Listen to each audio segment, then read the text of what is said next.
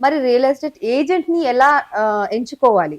General గా if you're ఇప్పుడు మీకు రేపు మ్యారేజ్ అయింది, మ్యారేజ్ అయ్యి ఇల్లు కొనుక్కో, ఫస్ట్ టైం బయ్యర్, మీ హస్బెండ్ మంచి రిచ్ పర్సన్ వచ్చారు, ఒక 5 కోట్లు ఉంది, కొనుక్కోదు, మీకు ఐడియా లేదు, అవగాహన లేదు, డాక్యుమెంట్ అంటే ఏంటి, లీగల్ ఒపీనియన్ ఏంటి, ఈసీ అంటే ఏంటి, కానీ మీరు కొనుక్కోవాలి.